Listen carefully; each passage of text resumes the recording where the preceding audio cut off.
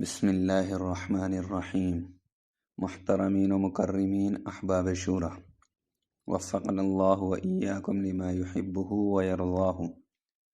السلام علیکم ورحمۃ اللہ وبرکاتہ۔ دوستو، اللہ رب العزت نے اس امت کی نصرت کی بنیاد نصرت دین کو قرار دیا ہے، اور نصرت دین کی کما حقہ ادائیگی کے لیے قرآن و سنت میں اصول و شرائط ذکر فرمائے ہیں، جن میں اہم شرط امت کی اجتماعیت ہے، اور اجتماعیت کا وجود مشورے کے سنت پر قائم ہونے سے ہے۔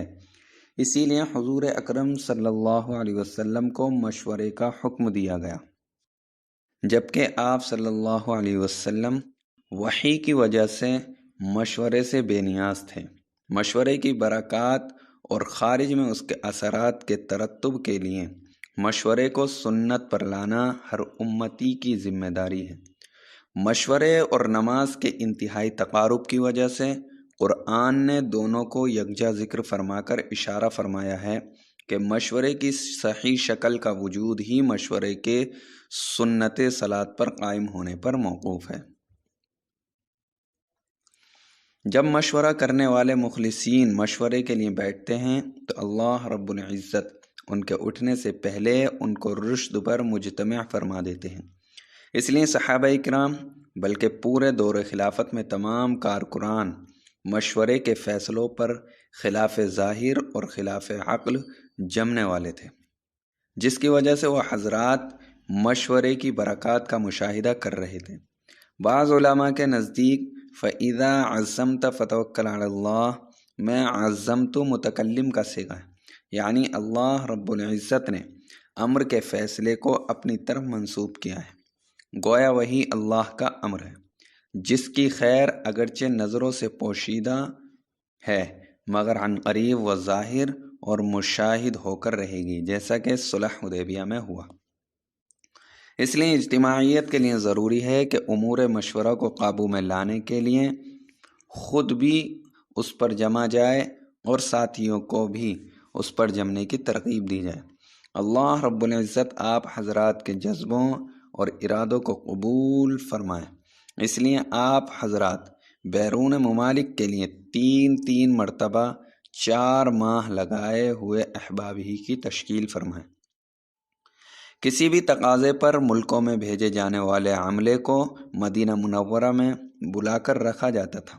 حضرت عمر رضی اللہ عنہ ان کو اپنی نگہداشت میں رکھ کر ان کی تربیت فرماتے، اور پوری طرح اطمینان ہونے پر ان کو حسب استعداد ان کے لیے کوئی ملک تجویز فرماتے۔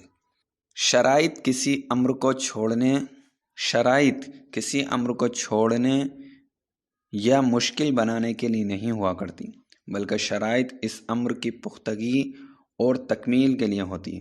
احکام شریعت میں بھی حدود، قیود اور شرائط اسی لیے رکھی گئی ہیں تاکہ عمل اچھے طریقے سے ادا ہو۔ باہر کے ملکوں میں کام اپنے ملک کی بنسبت زیادہ مشکل ہے، اس لیے جماعت کا ہر ساتھی کام کے عمومی میدان سے گزرا ہوا ہو اور کام کے طریقہ کار سے پوری طرح واقف ہو۔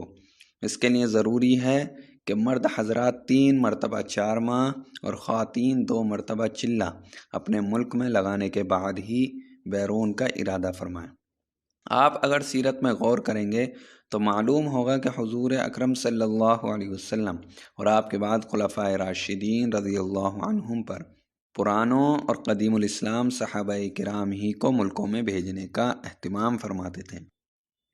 کام کرنے والوں کی ذمہ داری ہے کہ کام کی ترقی اور حفاظت کے لیے جو بھی اصول متعین کیے جائیں اس کا اجتماعی تعاون فرمائیں، تاکہ ملکوں میں جانے والی جماعتوں کی محض تعداد ہو کر نہ رہ جائیں، بلکہ ان جماعتوں میں ایسی استعداد ہو کہ وہ ان ملکوں کے اندر کام کو موجودہ سطح سے آگے بڑھا سکیں۔ اللہ رب العزت آسان اور قبول فرمائیں اور بلند عزائم کے ساتھ کام کو اخلاص و سنت کے ساتھ کرنے کی توفیق مرحمت فرمائیں، آمین۔ والسلام بندہ محمد سعد و احباب مشورہ، بنگلہ والی مسجد، مرکز نظام الدین، دہلی۔